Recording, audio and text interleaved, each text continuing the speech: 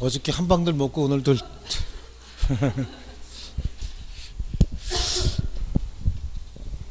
체력이 많이 약하죠. 대전분들이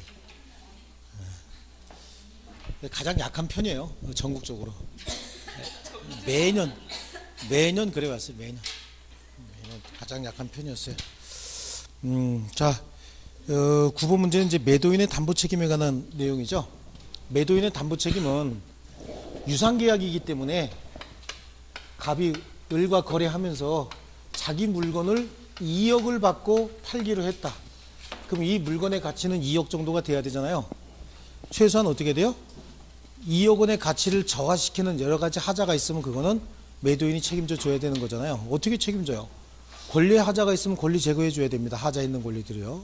물건의 하자가 있으면 고쳐줘야 되겠죠. 이거는 이제 경매를 실행할 때도 담보 책임을 지는 경우가 있는데 경매에 있어서 담보 책임은 조금 떨어지긴 합니다. 자, 그 다음에 채권을 매도했을 때도 담보 책임에 문제가 생기는데 채권의 매도인의 담보 책임은 우리 시험범위 아니니까 크게 신경 안 써도 돼요. 나와도 답으로 안 들어가니까 신경 안 써도 되고요. 그러면 이제 먼저 권리의 하자라고 얘기했죠. 네, 권리의 하자. 이거하고 동시행의 항변권하고 헷갈려갖고 공공 치는 거 이거 저 헷갈리시는 분들도 있죠. 여러분만 헷갈리는 게 아니라 주변 사람들 많이 헷갈려요. 요거에서 요거 그리라고 했습니다. 그죠? 그리는 연습했습니까? 예? 그리는 연습해서 다 그릴 줄 아십니까 이제? 못 그래요? 이거 그릴 줄 아셔야 돼요. 이거 뭐 어려운 것도 아닌데 못 그린다고 자랑스럽게 얘기할 거 아니에요. 이거 이렇게 해놓고 여기다가 앞에다가 담 전용 일수 이랬죠.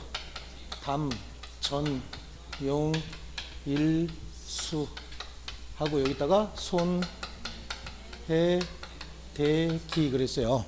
담보권능에 의한 권리취득 제한이니까 혹시 목적물에 저당권이나 전세권이 설정되어 있었고 실행이 됐을 때 문제가 되는 거지, 저당권이 설정되어 있다라고 하는 사정만 가지고 권리를 잃는다든지 사용수익을 못한다든지 그런 일 전혀 없죠. 또 전세권이 설정되어 있는데 전세권자가 목적물 점유까지 하고 있으면 여기에 문제가 되는 것이지, 여기는 그냥 전세권만 설정되어 있는 경우에는 아무 문제 안 돼요. 그 전세권이 실행이 됐을 때 경매가 실행이 될 수 있잖아요. 그때 문제가 되는 거죠. 그럼 실행이 되면은 매수인이 취득한 권리를 상실하거나 상실할 염려가 있게 돼버리죠. 그때 담보책임 묻는 겁니다. 이거는 가압류에 의해서 본압류가 이루어지고 경매가 실행이 됐을 때도 마찬가지고요. 가등기에 기한 본등기가 격려가 됐을 때도 마찬가지예요. 똑같이 가등기에 기한 본등기가 격려됨에 따라서 중간처분 등기에 의해서 소유권 취득했던 사람이 본등기 격려되면 직권 말소돼 버리거든요. 그때 문제가 생기는데요. 이거는 전부 타인의 권리를 매매한 것이다. 여기는 선의의 매도인도 계약을 해지할 수 있는 경우가 있다라고 했고, 용의권능이다라고 하는 건 여긴 제한물권이 다 들어가요. 저당권을 제외한 모든 제한물권이 여기 다 들어가는데, 저당권 빼고 전세권, 지상권, 지역권, 그 다음에 질권, 유치권 이런 것들을 누군가 행사하고 있으면 매수인이 목적물 사용수익을 못하죠. 누군가 전세권 행사하고 있대요. 지상권 또는 지역권을 행사하고 있다. 그래서 사용수익 못할 수도 있고, 또 있어야 될 지역권이 없어도 사용수익 못하는 경우가 있어요. 등기된 임차권이나 대항요건 갖춘 임차권도 마찬가지겠죠. 누군가가 먼저 행사하고 있으면 매수인이 목적물 인도받아서 사용수익을 못하는 일이 생긴다고.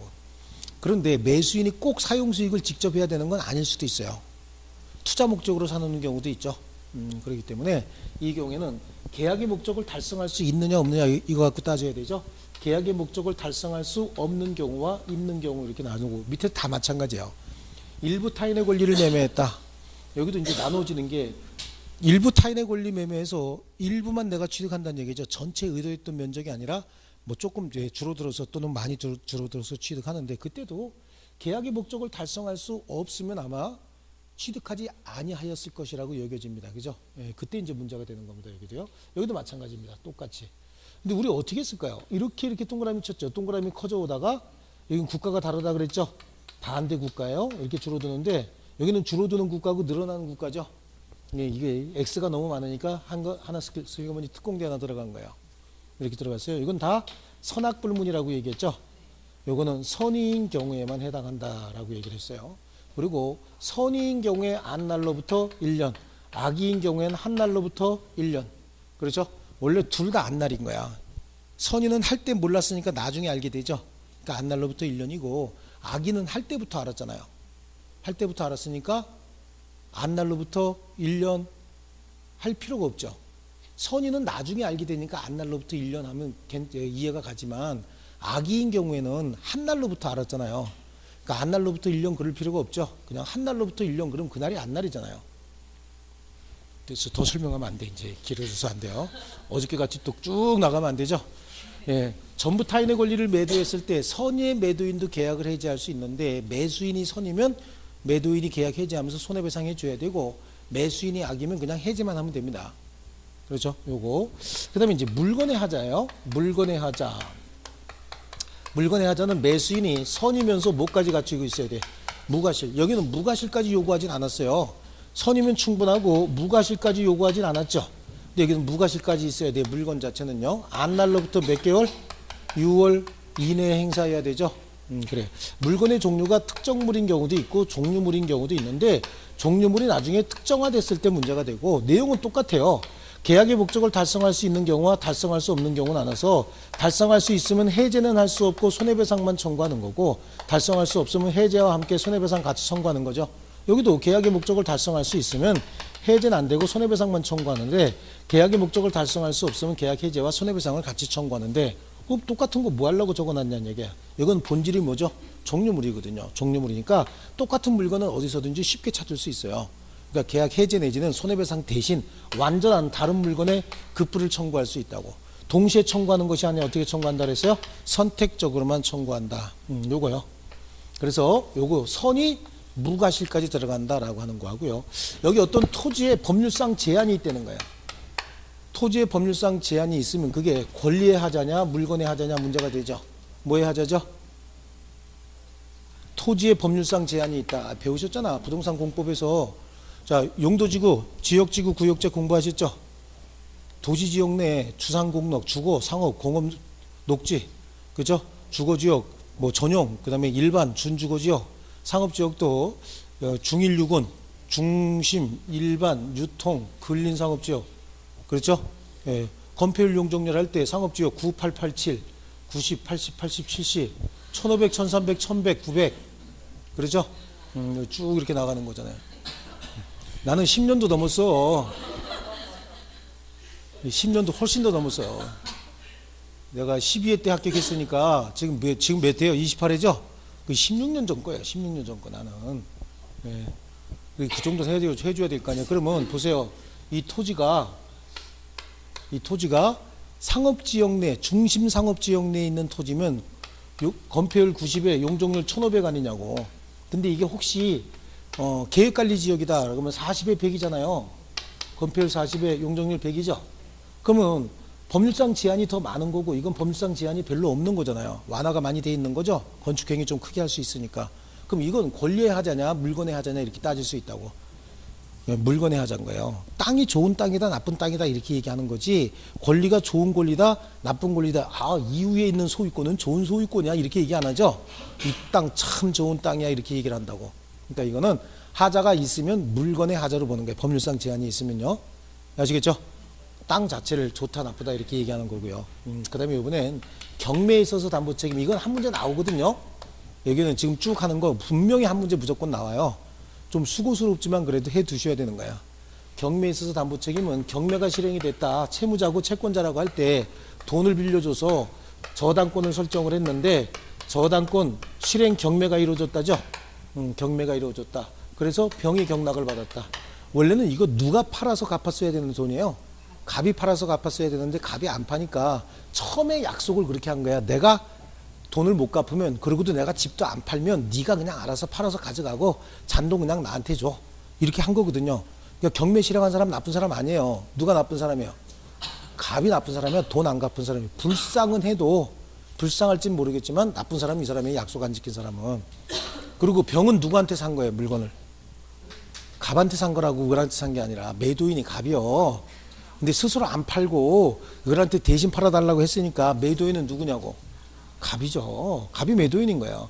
이걸 우리가 인식을 잘 못하고 있어. 배운 사람도 마찬가지야. 시험장 나오면 잊어버려서 잘 몰라요. 필드 나가면 계속 물어봐요. 이런 거 나한테. 여러분이. 그래요. 그러면 담보 책임을 물으면 누구한테 물어야 되냐고.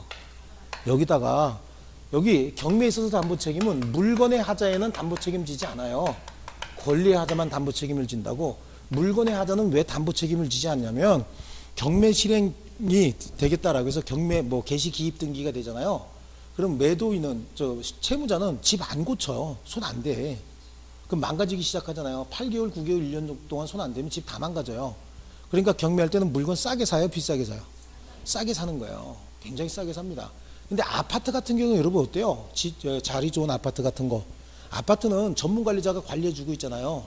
그리고 지가 살면서 암만 거지같이 해도 그래 진짜 그 돼지우리 같이 해놓진 않거든요. 그러니까 아파트 같은 경우는 경매할 때 95% 어떤 경우는 105%까지 나오는 경우도 있다고. 전혀 안 싸요, 아파트 같은 경우. 근데 단독 같은 경우는 개인적으로 혼자 관리하잖아요. 그러니까 경매가 실행이 되면 많이 싸지는 이유가 수리를 안 해서 그런 거예요. 그러니까 처음부터 경매 실행할 때 가서 이렇게 보고 눈으로 쑥 보고 많이 후지구나 그럼 싸게 사는 거고 깨끗하구나 그럼 비싸게 사는 거거든요, 이게. 그렇죠? 그러니까 뭐 물건의 하자는 담보 책임 물을 수 없는 거야. 뭐만 권리의 하자만 담보 책임 물을 수 있다고. 그럼 1차적으로 누구에게 묻냐? 여기 갑에게. 이 하자로 인해서 계약의 목적을 달성할 수 없으면 계약을 해지해야 될 거 아니겠어요? 근데 계약의 목적 정도는 달성할 수 있다 그러면 감액, 일부 감액을 청구해야 되겠죠? 감액을 청구해야 되는데 얘가 만약에 알거지가 돼 있다는 거예요. 알거지가 돼 있으면은 지금 저기 대전역에 앉아 있는데 거기 가서 갑 그러고 찾으면 갑이 왜 그럴 거 아니냐고. 하자 그러면 멱살 잡고 늘어지겠죠, 같이 죽자고. 그러니까 여기 거지가 돼 있는데 여기다가 담보 책임 물을 수 없고 그때는 얘한테 배당받은 금액의 전부 내놔라. 그렇다는 얘기 계약 해지하겠다는 얘기고, 아니면 배당받은 금액의 일부만 내놔라. 그러면 계약의 목적은 달성할 수 있는데 하자 때문에 내가 좀 힘들다 그런 얘기겠죠. 그래서 여기는 중요한 게 물건의 하자는 담보 책임이 없다. 권리의 하자만 담보 책임을 지고 1차적으로 갑에게, 2차적으로 채권자에게, 배당받은 채권자에게 담보 책임 물을 수 있다라고 하고, 추가적으로 손해배상을 청구하는 경우가 있다고. 추가적으로 손해배상 청구는 얘가 하자를 알면서 알려주지 않았다든지 얘는 하자를 알면서 경매를 실행했다. 그때만 손해배상을 추가로 청구할 수 있다. 아시겠죠? 네, 요거고. 그 다음에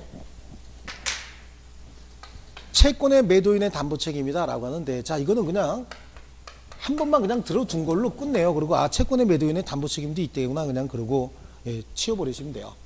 채권의 변제기일이고 갑이 채권자고 을이 채무자라고 한번 해볼게요. 이날 돌아오면 뭐 1,000만 원 받을 게 있다는 거야. 그런데 돈이 급하면 이날 그 채권을 제3자에게 매도할 수도 있겠죠.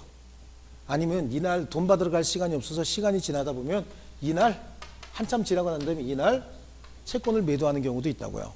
매도하면서 뭐라고 얘기하냐면, 여러분이 매수인 병이라고 한번 생각해 볼게요. 갑이 야 이거 사는데 을은 이날 절대 1,000만 원 안 생길걸? 완전 거지라 회복될 가능성 없을걸? 그럼 얘가 살까요? 그 뭐 하려고 사? 10원도 줄 필요가 없죠, 이거는요. 그러니까 병이 물어본다고, 갑한테. 야, 이날 되면 얘 분명히 돈 1,000만 원 생기는 거지? 이렇게 물어보죠. 그럼 뭐라고 그래, 갑이? 아, 그걸 내가 어떻게 알아? 그러면 안 살 거 아니냐고. 그렇죠? 근데 배짱 좋게, 아, 그건 난 모르니까 네가 살려면 사고 말려면 마 그런다고. 그럼 이게 얼마야 되냐면 1,000만 원짜리 같으면 한 15만 원에서 20만 원이면 사는 거예요. 그 왜 채권 추심 전문 회사, 깍두기들이 만든 회사들이 다 이렇게 해서 사는 거예요. 1,000만 원짜리가 100만 원 이하야 한 40만 원, 비싸면 40만 원, 안 그러면 20, 30만 원에 사버린다고. 이런 것들은. 그럼 걔네들은 악착같이 얘네 쫓아가고 하다못해 깡통이라도 뺏어와 거지 동냥하고 있으면. 그런 정도 하는 애들이 이거 한 20, 30만 원에 사는 거야. 그러지 않고 정상적인 거래면 갑이 맞아, 이날이면 아마 분명히 돈 생길 거야. 그럼 얘는 뭐라 그럴까요? 그럼 네가 책임질 거지? 라고 얘기하죠. 그럼 그 책임까지 지면서 누가 이걸 파냐고. 그런 사람 없어요. 아니 얘가 나중에 변제기일에 돈 안 생기면 그것까지 내가 책임질 것 같으면 뭐 하려고 이거 파냐고. 위험까지 감수하면서. 근데 우리 법엔 혹시 책임지기로 했다면 그런 거야. 전제가. 책임을 안 질 수도 있겠지만 얘가 변제기일에 변제 자력을 담보하였다면이라는 얘기는 지금은 얘가 1,000만 원이 없지만, 지금 팔 때는 1,000만 원이 없지만 변제기일이 되면, 이행기가 되면 분명히 1,000만 원이 생길 거고, 혹시 그때도 1,000만 원이었으면 내가 책임지겠다라고 담보 책임을 졌을 때, 그때요. 그러니까 지금 팔면서 며칠이냐면 7월 1일이라고 하고, 요게 5월 1일 날 팔면서 병이 7월 1일 날 되면 얘 돈 1,000만 원 생기는 거지. 만약에 없으면 내가 책임질게. 그러고 팔았다는 거예요. 그럼 오늘이 아니라 언제요? 7월 1일자의 변제 자력을 담보한 것으로 추정한다. 아시겠죠? 근데 변제 기일 지나서 8월 1일 날 변제 팔고 있대요. 팔면은 사는 사람이 그럴 거 아니야.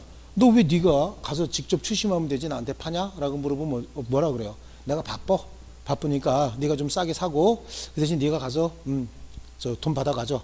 그럼 물어볼 거 아니냐고. 얘 오늘 돈이 있을까? 라고 물어보겠죠. 아, 그럼 오늘 돈 있지. 충분히 있어. 없으면 어떡할 건데 내가 책임질게. 그러고 팔았다는 거야. 그런 일은 절대 없어요. 절대 없는데 법조문에만 있어요. 그리고 이걸 쪼다 같은 교수들은 내요 또 시험에. 그런데 뭔 소린지 잘 몰라. 자기도 나타나는 현상이 아니니까. 그러니까 답으로 못 집어넣고 법조문에 있는 거 그대로 집어넣고 여기는 다 뭐라고 돼 있냐면 추정한다 이렇게 돼 있거든. 추정한다를 본다로 낸다고. 본다. 근데 여기는 무슨 뭐 본다라고 할 게 없잖아요. 변제 자력을 담보할 수도 있고 안 할 수도 있고 혹시 변제 자력을 담보했다면 이행기 도래 전에 팔 때는 이행기의 변제 자력을 담보한 것이고 이행기가 도래하고 난 다음에 나중에 팔 때는 매도 시에 변제 자력을 담보한 것으로 본다요, 추정한다요? 추정한다. 이거밖에 낼 게 없는 거야. 현실적으로 안 나타나니까. 현실적으로 이런 걸 제가 여태까지 30년 넘게 살면서 한 번도 본 적이 없어요. 그러니까 세상을 살면서. 여러분은 보신 적 있나요? 채권 매도하면서 그 자료까지 담보하는 사람은 없어요. 실제로 왜 금융기관에 우리가 돈 빌려서 돈 안 갚으면 부실채권이 되잖아요. 이 부실채권 가지고 있다가 소멸시효 끝날 때쯤 되면 5년의 소멸시효가 끝날 때쯤 되면 그냥 팔아버린다고. 채권 자체를. 그럼 1,000만 원이면 보통 많으면 50만 원, 안 그러면 2, 30만 원 정도에 사요. 그 정도에 팔면서 무슨 자료까지 담보하고 그래. 그런 일 없어요. 아시겠죠? 그리고 이제 담보 책임의 종류 이렇게 하나, 둘, 셋, 네 개가 있어요. 네 개가 있는데 이거 다 임의 규정이에요. 임의 규정이니까 담보 책임에 면제 특약할 수 있어요, 없어요? 있다고. 임의 규정이라 담보 책임 면제 특약할 수 있는데 그럼 지금 내가 면제 특약을 해요. 그런데 하자가 있음을 고지하고 면제 특약하면 면제가 되겠죠. 근데 하자가 있음을 싹 숨기고 담보 책임직이 없어. 그리고 면제 특약했어도 면제되는 거 아니에요. 이해하셨죠? 그 다음에 또 뭐야? 지금은 하자가 없어요. 그러니까 면제 특약하고 난 다음에 면제 특약 됐으니까 이제 내가 책임 안 지지. 그리고 그날 저녁에 제3자에게 저당권을 설정해 준다든지 전세권을 설정해 줬대요. 이것까지 면제가 되면 안 되죠. 이렇게 되면 쥐를 보호하는 일이 생기죠. 쥐새끼를 보호하는 일이 생긴다고. 그래서 이런 건 면제되지 않는다라고 하는데요. 책으로 가시고요. 이거는 요 판을 이해하면 그냥 한 문제는 맞는 거예요. 어쨌든 한 문제 나와요. 매매에서 세 문제 정도가 나오면 그 중에서 무조건 매도인의 담보 책임은 하나가 나오는 거고 또 하나는 계약금 계약에서 나올 가능성이 굉장히 높고 하나는 어디서 나올지 몰라요. 그렇다고 해서 범위가 그다지 넓은 건 아니잖아요. 그래서 거기 9번에 매매의 목적이 된 권리가 타인에 속한 경우 그럼 이건 전부 타인의 권리 얘기하는 겁니다. 매도인은 그 권리를 취득해서 이전해 줘야 되겠죠. 또 매매 계약에 관한 비용은 특별한 사정이 없는 한 균분 맞습니까? 또 담보 책임 면제 특약이 있는 경우에 매도인이 알고도 고지하지 않은 하자에 대해서는 책임을 면합니까? 면하지 못합니까? 면하지 못하는 거죠.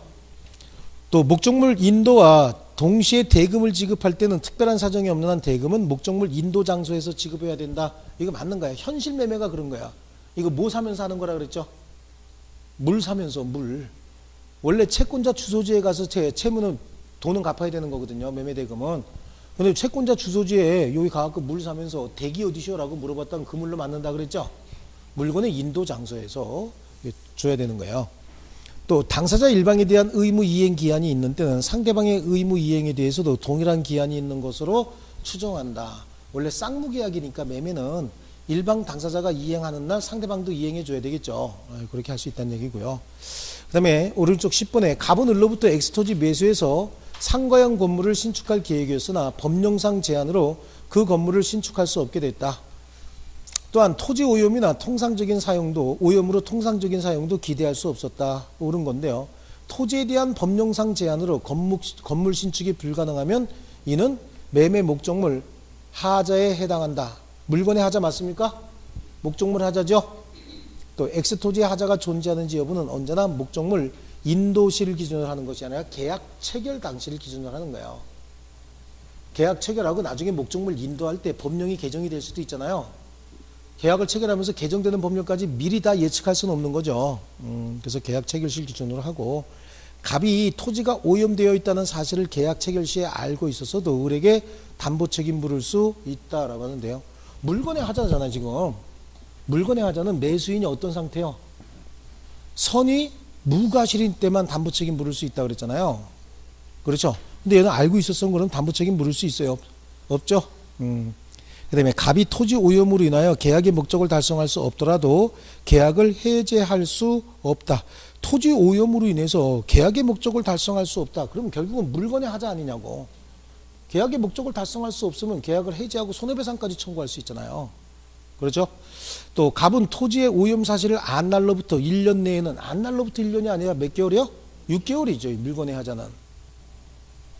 6개월 내에는 담보 책임 청구할 수, 손해배상도 청구할 수 있죠. 자, 그 다음에 11번. 매도인의 담보 책임에 관한 설명 중 옳은 겁니다. 타인의 권리를 매도한 자가 그 전부를 취득하여 매수인에게 이전할 수 없는 경우에 악의의 매수인은 계약을 해지할 수 있어요? 없어요? 악의의 매수인도 계약을 해지할 수는 있지. 선악불문이니까 동그라미 들어간 건 해지할 수 있는 거죠. 예. 자, 저당권이 설정된 부동산의 매수인이 저당권 행사로 그 소유권을 취득할 수 없는 경우에 어디에 해당해요? 이거 담보권능이지. 그죠? 악의 매수인은 특별한 사정이 없는 한 계약을 해지하고 손해배상도 청구할 수 있다. 그거 맞았네, 그죠? 그 다음에 매매 목적인 권리 전부가 타인에 속하여 권리 전부를 이전할 수 없게 된 경우에 매도인은 선의의 매수인에게 실내이익을 배상해야 된다. 실내이익은 계약이 무효일 때 문제가 되는 것이고, 항상 계약이 유효인 경우에 무슨 문제가 생겨요? 이행이익에 문제가 생기는 거예요. 자, 다시 한번 용어 갖고 정리해 볼게요. 자, 이행이익이냐 실내이익이냐 라고 하는 걸 따질 때 계약이 유효인 경우에는 항상 이행이익인 거예요. 이행이익을 우리 앞에서 뭐라고 배웠냐면, 잘 들으세요. 그거 안 적어도 관계없어요. 알게 돼 있어요. 이행이익은 뭐냐면 계약이 유효함으로 인하여 생길 이익이죠. 그렇다는 얘기는 계약이 유효니까 이행이익을 청구하는 거고, 실내이익은 뭐라고 했냐면 계약의 유효를 믿었기 때문에 지출한 손해. 그러니까 무효란 얘기잖아. 말 속에 계약이 무효지만 손해배상을 해야 될 필요성이 생기면, 또는 계약이 성립하지 않았지만 손해배상할 문제가 생기면 뭐가 된다고요? 실내이익이지. 계약의 유효를 믿었다는 얘기는 무효가 됐다, 아니면 성립하지 않았다, 그런 얘기잖아요. 그렇죠? 근데 계약이 유효함으로 인하여 얻었을 이익이다. 그럼 계약이 유효니까 생길 수 있는 이익이잖아요. 그럼 매매 계약을 해지한다는 얘기는 유효란 얘기야, 무효란 얘기야? 유효니까 해지하는 거지. 그렇죠? 취소나 해제는 유효니까 하는 거죠. 그리고 여긴 지금 담보 책임을 묻는다는 얘기는 계약이 유효였다는 얘기요, 무효였다는 얘기요? 유효였으니까 그러면 손해배상을 청구하면 이행이익이야, 실내이익이야? 이행이익이라고. 하나씩 암기하는 게 아니야. 이게 하나씩 암기하면 머리 터져요. 그죠? 지금 4개월이 지나서 5개월째인데 용도지구네 그저 건폐율 용적률도 못 외우는데 어떡하려고 그러냐고. 이런 거 암기하면 안 돼요. 근데 지금쯤은 그거 완전히 달달달달 나가야 되는데, 그죠? 예? 그치. 도시지역, 관리지역, 농림지역, 자연환경 보존지역, 그 다음에 도시지역의 주상공록, 주거, 상업, 공업지역, 녹지지역, 그죠? 도시지역 내에서 이렇게 나눠줘야 되는데, 그죠? 전용, 일반, 준주거지역, 이렇게요. 관리지역도, 관리지역도 계획관리지역, 생산관리지역, 보존관리지역 이렇게 나눠줘야 되고, 공업지역도 일반 공업지역, 준공업지역 이런 거 나눠줘야 되죠. 전용 공업지역하고, 자연녹지, 보존녹지 이렇게 해서 녹지지역도. 근데 그런 거에 나도 가끔은 가다 한 번씩 떠올리긴 하는데, 그래도 그런 거 정도는 이제 머릿속에 지금 있어줘야 된다고. 왜냐하면 그것도 무조건 두 문제 나오는 거잖아요. 참 큰일이요. 에? 아이, 같이 해야 돼. 같이 해야 돼요. 자, 그 다음에 넘겨보실게요. 4번에 매매 목적 부동산의 전세권이 설정된 경우에 계약 목적 달성 여부와 관계없이 선의의 매수인은 계약을 해지할 수 있다가 아니라 전세권이 설정돼 있다. 여기서 전세권이 실행이 됐다가 문제가 되는 거야, 담보권능은. 근데 여기는 용익권능이잖아. 전세권이 설정돼 있다 그럼 사용수익하지 못한다. 그러니까 계약의 목적을 달성할 수 없으면 해제하지만 계약의 목적을 달성할 수 있으면 손해배상만 청구하고 끝내야죠. 또 권리 일부가 타인에 속한 경우에 선의의 매수인이 갖는 손해배상 청구권은 계약 한 날로부터 1년 내, 선이니까 한 날이요, 안 날이요? 한 날이야, 안 날이야? 안 날이지, 선이니까. 몰라니까 나중에 알게 되는 거잖아요. 원래 둘 다 안 날이라 그랬잖아요. 내가 둘 다 안 날. 이것도 안 날이고 이것도 안 날인데 처음에 몰랐으니까 나중에 알게 되는 거고, 이건 처음부터 알았으니까 그냥 한 날로 한 거예요. 아시겠죠? 둘 다 기준은 뭐다? 알게 된 날이야. 자, 12번은 그냥 여러분이 풀어보셔도 관계없어요. 똑같은 내용이니까. 13번도 마찬가지예요. 똑같습니다. 여기에 13번의 1번 지문에 보시면, 자, 변제기가 도달한 채권의 매도인이 채무자의 자력을 담보한 경우, 변제기가 도래했다는 얘기는 이거 파는 거잖아요. 지금 변제기 도래 전이면 여기고 이거 팔았죠. 그러면 혹시 채무자의 자력을 담보한 경우에 언제? 매각한 날이지. 당일날 변제 자력을 담보한 것으로, 매매계약 당시에 자력을 담보한 것으로 어떻게 한다? 추정한다 나왔으면 웬만하면 맞는 거예요. 자, 그 다음에 저당권이 설정된 부동산의 매수인이 그 소유권을 보존하기 위해서 출제했다는 얘기. 경매 실행되니까 어떻게 했다는 얘기야? 지가 대신 갚았다 그 얘기야. 이게 경매가 실행이 되니까. 그럼 매수인은 매도인에게 니 빚 내가 갚았잖아 이렇게 얘기해야 되죠. 돌려달라고 해야 돼, 말아야 돼? 달라고 해야죠. 매매 목적이 된 부동산에 대항력을 갖춘 임대차가 있다. 그럼 대항력을 갖춘 임대차가 있다는 얘기는 여기에 해당하는 거예요? 여기에 해당하는 거예요? 용익권능 제한이죠. 대항력 갖춘 임대차가 있다는 얘기는 목적물 못 돌려줘. 그리고 버틴다는 얘기잖아요. 그러니까 사용수익 못한다 그 얘기거든요. 여기에 해당하는 거예요. 그래서 대항력 갖춘 임대차가 있는 경우에 선의의 매수인은 그로 인해서 계약의 목적을 달성할 수 없음을 이유로 계약을 해제할 수 있다. 선의만 하는 거예요. 지금 선의만. 그리고 목적을 달성할 수 없으면 해지할 수 있는 거죠. 그리고 계약 해지는 손해배상 청구에 영향을 미치지 않는다라고 했기 때문에 계약 해지하고 난 다음에 손해배상은 당연히 청구할 수 있는 거예요. 또 매매계약 당시에 그 목적물 일부가 멸실됐다. 어디에 해당하는가? 일부 멸실은 수량부족이지. 수량부족 일부 멸실. 원래 1000평이어야 되는데 500평이 멸실됐다 그런 얘기잖아요. 수량이 부족한 거죠. 예, 그래서 목적물의 일부가 멸실된 경우에 선의의 매수인은 대금의 감액을 청구할 수 있어요, 없어요? 대금 감액 청구 선의만 할 수 있는 거잖아요. 그렇죠? 네. 그릴 줄 모르면 답 안 나옵니다. 그죠? 그 다음에 14번 갑은 경매 절차에서 저당 목적물인 을 소유의 엑스토지 매각 받고 소유권 이전 등기까지 격려했답니다. 경매 절차에서 이미 경락 받았대죠. 그런데 갑은 엑스토지에 물건의 하자를 이유로 담보책임 물을 수 있어요, 없어요? 경매에 있어서는 담보책임 물을 수가 없다고 얘기를 했죠. 채무자 을이 권리의 하자를 알고 고지하지 않았다면 갑은 을에게 손해배상을 청구할 수도 있다. 또 경매 절차가 무효인 경우에 갑은 담보책임 물을 수 있다, 없다? 경매 절차가 무효인 경우에, 그렇죠. 경매 절차가 무효라고 한다면 담보책임은 항상 매매계약이 뭐니까 유효니까 담보책임 묻는 거죠. 항상 해제도 하고 그런 거죠. 그럼 무효인 계약에서는 담보책임 물을 게 없지. 서로 주고받은 거 다 돌려받고 그러면 끝나는데 부당이득 반환의 문제가 발생하는 것이지 담보책임의 문제가 발생하는 게 아니고요. 자, 담보책임이 인정되는 경우에 갑은 을의 자력 유무를 고려함 없이 곧바로 배당 채권자에게 대금의 전부 또는 일부의 상환을 청구할 수 있다. 그게 틀렸잖아요. 얘한테 변제 자력이 없을 때 1차적으로 얘한테 담보 책임을 먼저 묻고 2차적으로 얘가 변제 자력이 없을 때 일로 간다 그랬잖아요. 근데 거기는 채무자 자력 유무를 고려함 없이 곧바로 배당 채권자에게 대금의 전부 또는 일부의 상환을 청구할 수 있다. 그러니까 틀렸죠. 만약에 을이 물상보증인인 경우에 담보 책임으로 인하여 매매계약이 해지되면 그 대금의 반환 채무는 을이 부담한다. 그래, 물상보증인인 경우에. 물상보증인이라는 얘기는 자기가 채무자가 아니란 얘기잖아요.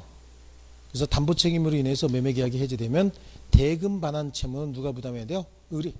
물상보증인이 직접 부담해야 된다는 얘기예요. 자, 됐습니다. 그래서 넘기시고요. 다음 페이지 환매교환이죠. 환매교환이다 라고 하는 거죠. 환매교환에 나올 거, 환매에서 나올 건 딱 하나야. 이거는 무조건 나오는 거라고 얘기했어요. 이건 한 문제 무조건 나오는 거야. 환매는 다시 사겠다죠.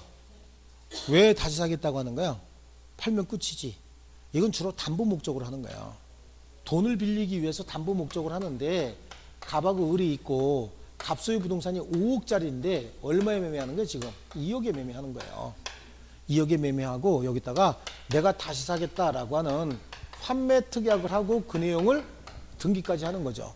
이거는 정상적인 매매예요. 매매니까 예를 들면 소유권 이전 등기 될 거 아니겠어요? 여기에 부기 등기로 등기까지 해줄 수 있어요. 물론 등기를 꼭 해야 되는 건 아니야. 하지만 등기하게 되면 제3자에게 대항도 할 수 있다고요. 그럼 나중에 환매할 때 돈 주고 사야 될 거 아니에요. 그럼 자기가 최초에 요거 최초 매매 대금 있죠. 매매 대금에 매수인이 부담한 비용인 거예요. 그래서 매수인이 부담한 비용이 만약에 5천이었다. 5천은 아니지만 예를 들어서 계산하기 쉽게 그럼 얼마 주면 돼 얘한테? 2억 5천 주면 되는 거죠. 비용이 추가적으로 5천이 있었다고 한다면 2억 5천 주고 산다고 다시 사는 거야. 근데 이 환매 기간이 부동산의 경우에는 5년이고 동산의 경우에 3년이고 연장할 수 없어요. 연장할 수 없는데 그럼 보세요. 요 기간 동안 5년 동안 2억 지금 썼잖아 얘가. 그럼 이자가 생겼을 거 아니에요. 이자 줄 필요 있어요 없어요? 없는 거야. 왜냐하면 얘는 5억짜리 부동산을 또 그동안 써왔잖아요. 소유자로서. 그러니까 이익이 누구한테 더 많은 거야? 을한테 훨씬 더 많은 거예요. 이익이. 그래서 이때 이 환매 대금의 이자, 이 매매 대금의 이자하고 여기 사용이 과실 있잖아요. 이건 서로 상계가 돼버리는 거죠. 그래서 이 환매 대금을 지급하고 환매권을 행사하면 이게 일종의 형성권이거든요. 그럼 소유권 반환의 효과가 생겨버려야 된다고. 근데 문제는 얘가 환매권을 행사하는 것이 아니라 이 채권자가 갑의 채권자가 갑을 대유해서 환매권을 행사하려고 할 때 바로 그때만 상대방이 어떻게 했어요? 환매권을 소멸시켜 버릴 수 있다고.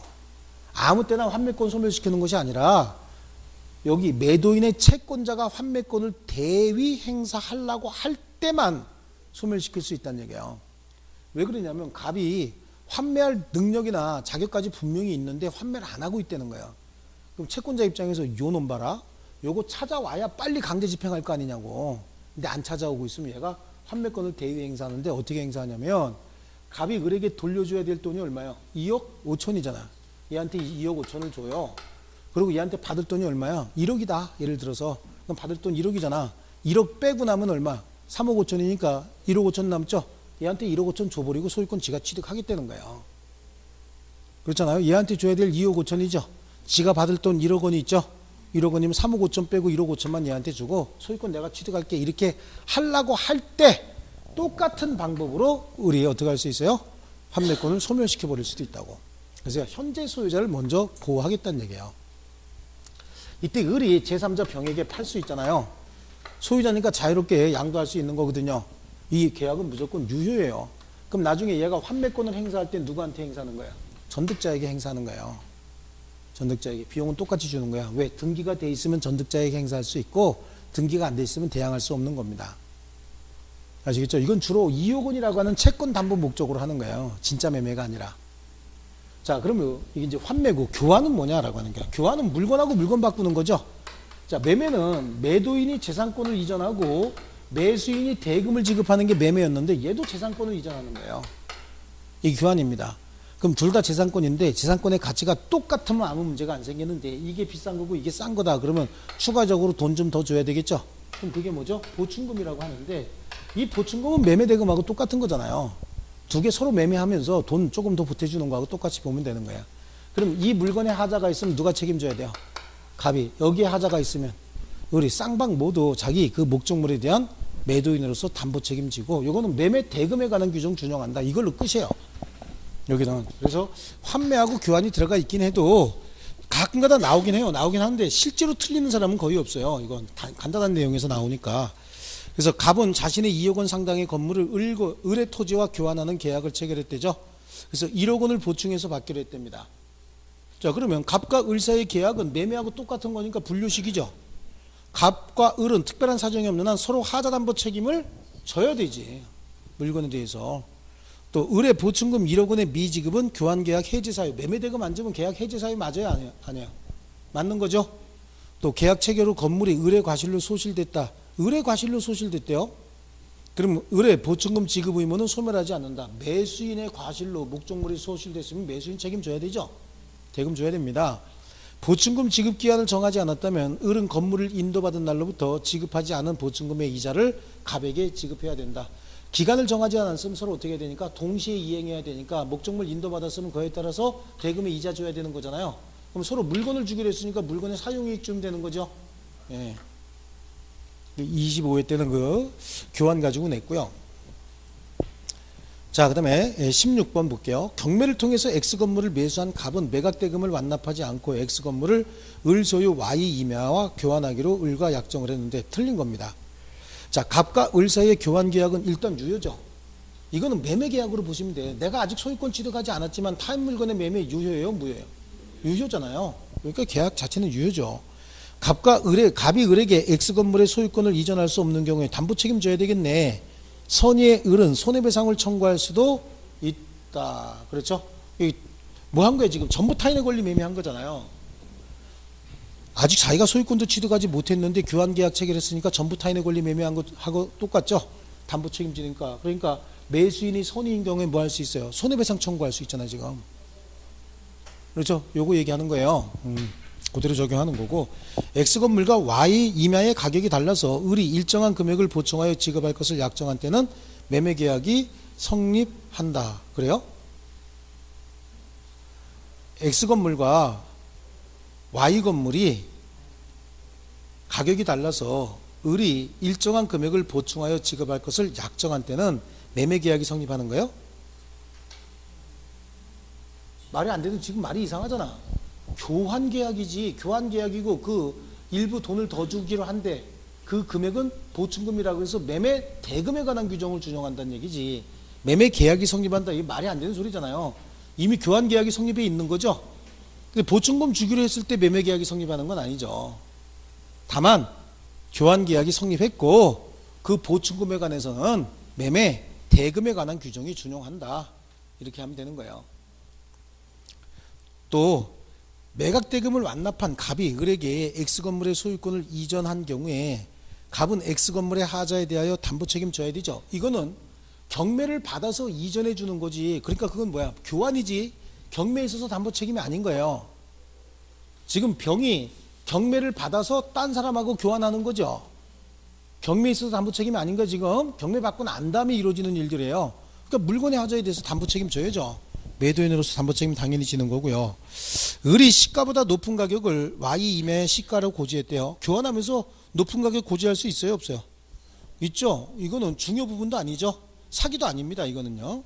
그래서 특별한 사정이 없으면 갑은 사기를 이유로 교환계약 취소하지 못한다.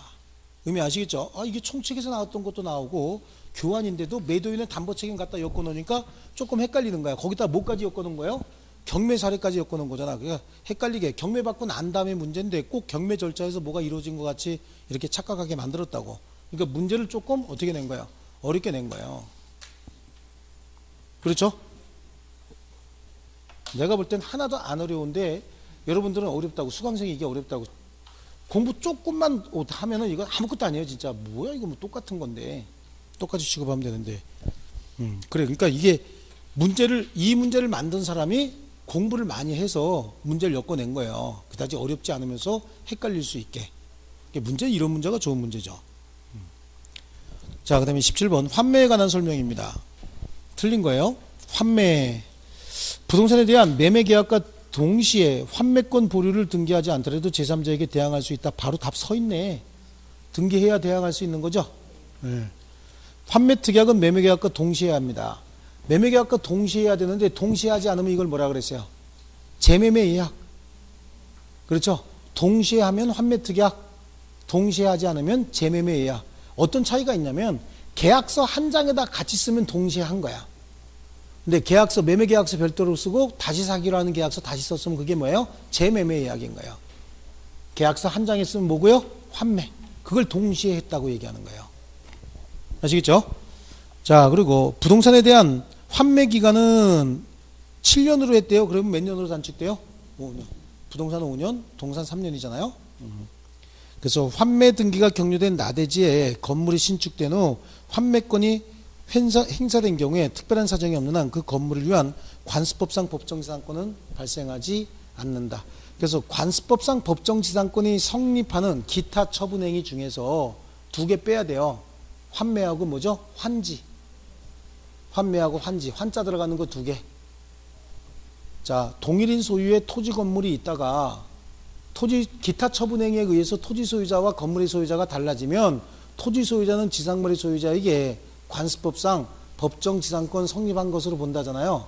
거기에 그 기타 처분행위 중에서 환지와 환매 특이하게 등기돼 있으니까 그 위에다가 건물 짓는다. 그럼 나중에 철거해 줄 거다라고 하는 의사가 있었던 걸로 보는 거예요. 또 환지는 뭐예요? 환지는 어디서 배웠어? 공법. 그러니까 어디 공법이 지금 몇 개인데? 에? 도시개발법. 도시개발 방식이 몇 개가 있어요? 세 가지 방식이 있어. 뭐뭐 있는데 수용, 환지, 또 혼용 방식. 에헤이.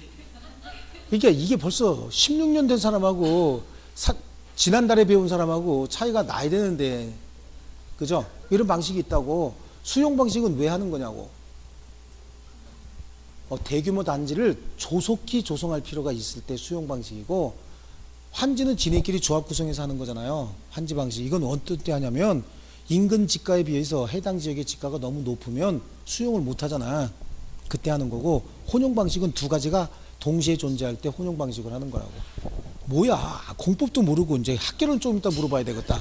그건 좀 하나. 절망적인 거야 이거? 아니죠? 예. 입만 아니면 어떡하냐고. 기간 많아? 맞아 그거야. 좋았어. 나머지 기간 동안 얼마나 눈빛이 살아있는지 봐야지. 자, 좋습니다. 뭐 할 수 없죠. 어떻게 해, 지금 이제. 자, 지금 몇 번 할 차례예요? 5번이요? 특별한 약정이 없는 한 환매 대금에는 매수인이 부담한 매매 비용이 포함이 된다. 그렇죠? 매수인이 부담한 매매 비용, 얘가 어디 있어? 얘가 부담한 매매 비용 5천만 원 포함된다 그랬죠? 원래 매매에 관한 비용은 반씩 부담했을 거 아니냐고. 근데 얘가 나중에 돌려줄 때는 결국은 얘가 부담한 매매 비용은 얘가 부담해 줘야 되죠. 그러니까 이건 결국은 매매가 아니고 뭐였단 얘기예요? 담보 설정이었단 얘기예요. 그래서 이게 변칙 담보 중에서 우리 담보 중에 가장 깔끔한 게 뭐예요? 저당권이에요. 저당권인데 요것도 저당권도 설정하지 못할 정도의 신용이 열악한 사람이 주로 많이 하는 게 가등기 담보, 양도 담보인데, 이거는 가등기 담보, 양도 담보도 설정하지 못할 정도의 그런 사람들인 거예요. 가등기 담보, 양도 담보하면 소유권은 계속해서 채무자가 행사하면서 사용수익도 채무자가 다 하는데, 이건 채권자가 소유권 취득하고 사용수익도 채권자가 해버린다고. 채무자에게 엄청 열악한 거죠. 그래서 이 매도담보 이거 있잖아요. 뭐 환매특약에 의한 매도담보 같은 경우에도 가등기 담보 등에 관한 법률을 적용해버려요. 똑같이 적용해버린다고. 그 대신 채권자에게 엄청나게 유리한 겁니다. 이거는요. 자, 그 다음에 18번. 그러니까 여러분들이 앞으로 누구한테 돈을 빌려주면 어떻게 해야 돼요? 저당권 같은 거 실시 설정하고 그러지 말고 이런 거 해버리는 거예요. 그렇죠? 저런 거 해서 채무자가 돈 없으면 경매 실행할 것도 없어. 채무자가 변제하기로 한 날 변제 못하면 소유권 취득이에요. 환매 기간 내에 환매권 행사하지 않으면 환매권 소멸해버린다고. 이미 소유권 이전 등기 돼 있죠? 그럼 청산해서 얼마만 차액만 돌려주면 되는 거예요. 청산해서. 그럼 왈가왈부 울고불고 할 것도 없어. 그냥 조용히 끝나는 거예요. 거기서. 그러니까 이런 거 많이 활용해야 됩니다. 아시겠죠? 이런 데서 불쌍해서 어떻게, 그러면 같이 거지 되는 것밖에 없고, 부자가 되려면 좀 냉정해야 돼요. 실제로 가서 보세요. 돈 많은 사람들 정말로 냉정해요. 얼마나 냉정한지 아세요? 10원 20원 때문에 막 와갖고 싸워요. 10원 20원 때문에 싸워. 진짜로 엄청나게 싸워요. 그 사람들 자기 돈은 10원이라도 허투루 뺏기지 않겠다는 거예요. 진짜 대단합니다. 자, 18번. 갑은 자신의 X건물과 Y토지, 을의 Y토지와 교환하는 계약을 체결했는데 을에게 8천만 원의 보증금을 지급하기로 했다. 다음 중 틀린 것은 그런데요. 이거는 15번 문제하고 거의 유사합니다. 15번에 있는 문제하고요. 갑과 을의 교환 계약은 불료식행이죠. 그러니까 여기는 불료식행이다를 어떻게 한 거야? 서면 작성을 필요로 하지 않는다 그랬잖아요. 그렇죠? 그 다음에 을은 갑의 보충금 미지급을 이유로 교환계약 해지할 수 있다 없다? 있다. 거기는 15번에 있는 3번 지문하고 똑같은 거 아니냐고. 그렇죠? 네, 똑같은 거고요. 계약 체결 후 이행 전에 X 건물이 지진으로 붕괴됐다. 이건 뭐야? 후발적 불능이지. 그렇죠? 쌍방 책임 없는 사유로 후발적 불능이죠.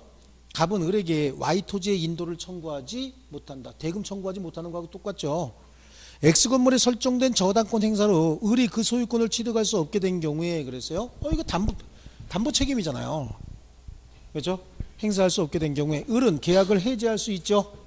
해지할 수 있다. 자, 그 다음에 교환 계약이 해지된 경우에 갑과 을의 원상 회복 의무는 무슨 관계? 동시행 관계에 있다. 그러니까 2번 하나 틀렸죠.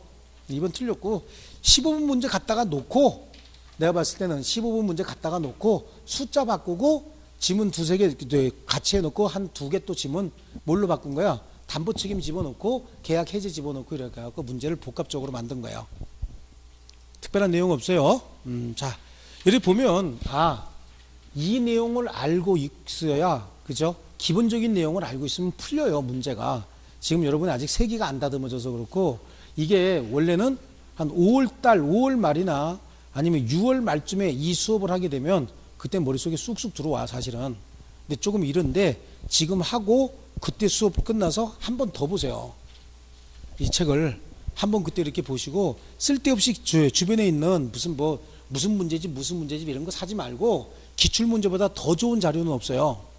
우리 시험에 중복된 거 빼고 시간 소비하지 말라고 중복된 거 싹 빼고 만든 문제니까 이거 가지고 한 번 더 보시면 돼요. 정리하시면서. 그리고 모의고사 꼭 참석하셔갖고 모의고사에서 정말로 내가 50분 내에 40문제 풀어내는지 답까지 다 쓰고 옮기는 것까지 다 풀어내는지도 연습하고, 그리고 모의고사 문제 있으면 그 모의고사 버리지 말고 이게 모의고사 여기서 내가 뭐가 틀렸는지 빨간 줄로 이렇게 표시하고 여기에 뭘로 바꿔 넣어야 되는지 내가 틀린 것들 있죠? 이렇게 표시해갖고 뭐 이렇게 문자 이렇게 있을 거 아니야? 그럼 이거 내가 이렇게 틀렸으면 요거 이렇게 바꿔 넣어야 된다라고 하는 거에서 빨간 볼펜으로 이렇게 표시해가지고 자기가 틀린 거 또는 찍어서 맞았지만 앞으로 틀릴 가능성이 있는 것들 쭉 이렇게 정리하고, 그건 수시로 계속 이렇게 정리하면서 자기 머릿속에 정립하면 떨어질 수가 없어요. 이렇게 하면 공부 이렇게 하는 거야. 그냥 이렇게 설렁설렁 하는 게 아니라 공부는 항상 전투하듯이, 남자들 전쟁하듯이 목숨 걸고 하는 거예요. 무조건. 아시겠죠? 예. 목숨 걸고 하는 거야. 뭐가 이렇게 웃겨 맨날. 소녀들도 아니고. 자, 이번에 이제 임대차요. 임대차는 임대인과 임차인 사이의 계약이죠. 임대인은 사용수익을 제공해 주겠다고 했고, 임차인은 그에 따라서 차임을 지급하겠다라고 약정을 하면 성립하는 계약이에요. 쌍무계약이면서 유상계약이고 낙성 분류식 계약이죠. 쌍무계약이니까 동시이행, 유상계약이니까 매도인의 담보책임, 낙성계약이니까 합의만 가지고 성립한다. 분류식 계약이니까 특별한 형식 필요 없다. 이건 매매에서 이미 얘기한 거고, 그러니까 임대차에서는 임대인의 권리 의무, 임차인의 권리 의무, 이걸 시험에 내는 거예요. 특히 임차인의 권리 있죠. 임차인의 권리 대표적인 게 뭐죠? 임차권이죠. 임차인의 임차권. 또 뭐 있어요? 비용상한 청구권, 필요비하고 유익비 있죠.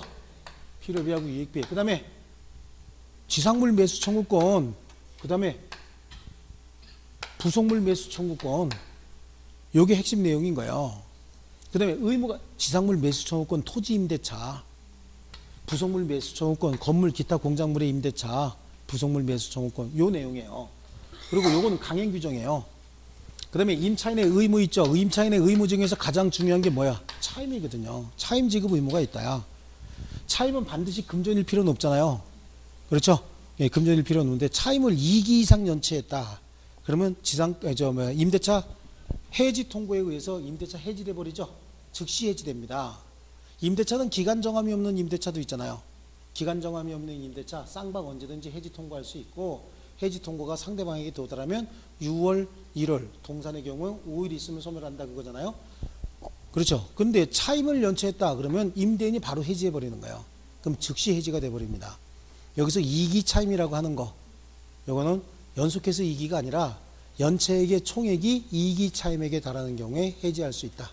요거 가지고 주로 시험에 내는 거고요.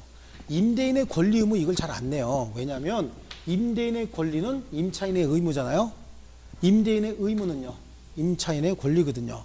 근데 이거 갖고 자꾸 내면은 뭔가 있는 놈 편드는 것 같은 그런 느낌이잖아요. 그죠? 그러니까 뭘로? 이걸로 물어보는 거지. 그래야 뭐가 넘친다고? 휴머니즘이 넘치는 것처럼 보이잖아요. 없는 사람 권리를 뭔가 헤아리는 듯한 느낌이죠. 근데 절대 그렇지 않아요. 저걸 알고 나를 알면 백전백승이라 그랬죠. 지피지기변. 그래요? 그러니까 임차인의 권리를 심층 분석할 줄 알아야 임대인이 힘을 쓸 수가 있는 거야. 아시겠죠? 그래요. 여러분은 부자 편이 돼야 돼? 가난한 사람 편이 돼야 돼? 부자 편이 돼야 되는 거야. 부자 편 든다고 해서 나쁜 사람 아니에요. 괜히 웃기고 뭔가 도덕적으로 흠결이 있는 것 같은데 천만의 말씀이에요. 자본주의 국가에서는 가장 힘 있는 사람이 부자예요. 부자. 저는 이제 고등학교 다닐 때 조금 이제 운동을 했는데, 그때 왜 고등학교 다닐 때 운동 같은 거 하면은 철없이 막 이렇게 친구들 때리고 다니잖아요. 그럼 우리 그 감독님이 그러셨다고. 니들이 막 공부 잘하는 애들한테는 안 된다는 거야. 그러니까 어떤 애 하나가 뭐 제가 이기는데요. 그랬더니 나중에 니네가 죽어 임마. 그랬더니 걔가 나중에도 제가 이길 수 있는데요. 그랬더니 쟤네들은 막 공부 잘해서 돈 벌고 돈 벌어서 총 사. 총 사서 한 방에 죽여. 그래. 한 방에 죽여. 한 방에 죽이고 좋은 변호사 사갖고 집행유예로 나와버리는 거야. 그렇죠? 유도 선수 이만한 놈이 매다 꽂으러 오는데 총으로 쏴야지 약한 사람이. 그리고 정당방위 입증해갖고 집행유예로 나와버린다고. 그렇죠? 근데 힘만 쓰는 놈은요, 땀만 흘리는 거야. 결국은 그런 얘기 하셨다니까. 이게 자본주의 국가에서는 돈이 최고야. 돈이 곧 힘이 되는 거야 나중에. 그래서 있는 사람 편 들어야 되고요. 자, 임대차 조금만 보고 쉴게요. 자, 민법상 임대차에서 임대인과 임차인의 의무입니다. 임차인이 목적물 반환하는 때 이를 원상 회복해야 되죠. 또 수인이 공동으로 임대차한 경우에 연대에서 차임을 지급할 의무가 있다. 제가 임대인이고 여러분 셋이 임차했대요. 근데 90만 원 받기로 했다는 거야. 여기서 내 입장에서, 임대인 입장에서 보세요. 우리 법이 임차인이나 없는 사람 편 들어주고 있는 법 하나도 없다 그랬죠. 유일한 게 뭐야? 주택임대차보호법이거든요. 그러니까 그 법이 굉장히 문제가 많았었다고, 그때 처음에도. 근데 워낙 그 사람이 무시무시한 사람이라 얘기를 못해서 그냥 넘어간 거지. 지금은 못 만들어요. 절대 못 만들어. 내가 임대인이고 여러분이 셋이 임대차 있는데 차임이 90만 원이에요. 그럼 내 입장에서 한 사람한테 30만 원씩 받는 게 좋아? 한꺼번에 그냥 누구에게든 90만 원 받는 게 좋아요? 그게 낫잖아요. 셋이 임대차에서 한 사람은 장사가 잘 되고 한 사람은 잘 안 된다. 그럼 잘 되는 사람한테 가서 받으면 되죠. 그렇죠? 그러니까 만약에 여러분이 큰 거 하나 가지고 있어, 하나. 근데 세 사람이 와갖고 이렇게 세 등분으로 잘라서 임대차 좀 하시죠. 그럼 뭐라 그래야 돼? 니네가 잘라서 하는 건 내가 허용할게. 하지만 연대에서 같이 책임져. 이렇게 하는 거예요.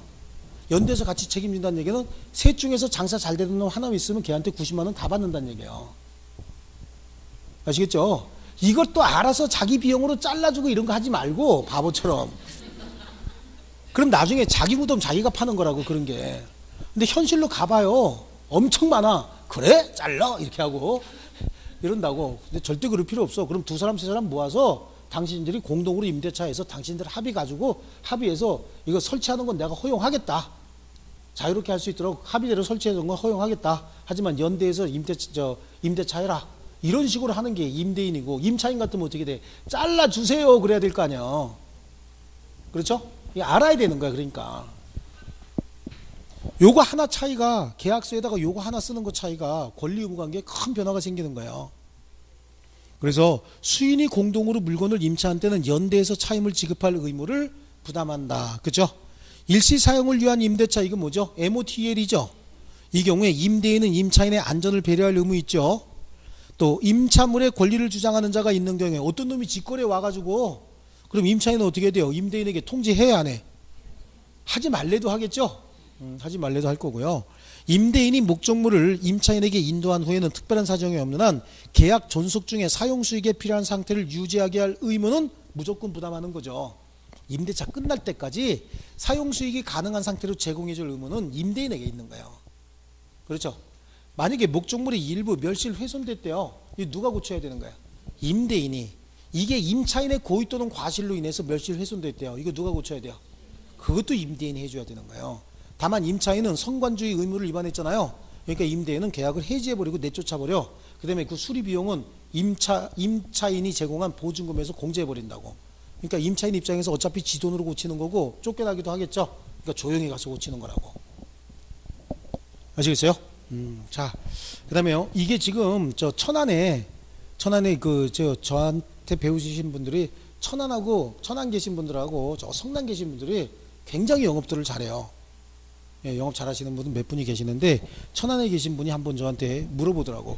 땅이 있는데요. 5덩어리로 띄어서 임대차 하겠다 그러는데 공장들 지어서 근데 이거 분할 자체를 안 하고 그냥 이렇게 해주고 싶은데 어떻게 하면 될까요? 그래서 5명 모아서 공동으로 연대해서 임대차 하라 그래라. 근데 왜요? 그러면 돈 받기 어렵지 않은가요? 안 어려워. 하나도 안 어려워. 한 사람 제일 잘 되는 놈 한 놈한테 받으면 돼요. 근데 5놈이 다 거지면 어떡하죠? 그럼 분할해줘도 마찬가지지. 5놈이 다 거지면 그걸 어떻게 자기 팔자지 할 수 없죠. 그렇죠? 어쨌든 5놈 중에 지네끼리 나눠서 임대차 하다 보면 그 중에 하나라도 잘 되는 애 있을 거 아니에요. 그럼 연대에서 책임지는 거고 그 사람이 150만 원 다 내고 나머지 사람들한테 구상권 행사해서 받는 거야. 그건 임대인하고 전혀 관계없는 거예요. 지네끼리 받든 말든. 아시겠죠? 예. 이런 걸 또 공인중개사가 한번 쫙 해줘서 임대인 한번 만족시켜 줘봐. 그 사람 술 먹을 때마다 저 사람 진짜 잘하는 사람이 이렇게 되는 거야. 아주 그냥 막걸리집에 소문난다니까. 이런 거 한 건씩 이렇게 해줘봐요. 아주 그냥 감동을 하지. 자, 옆집도 쉬니까 우리도 쉽시다. 좋습니다.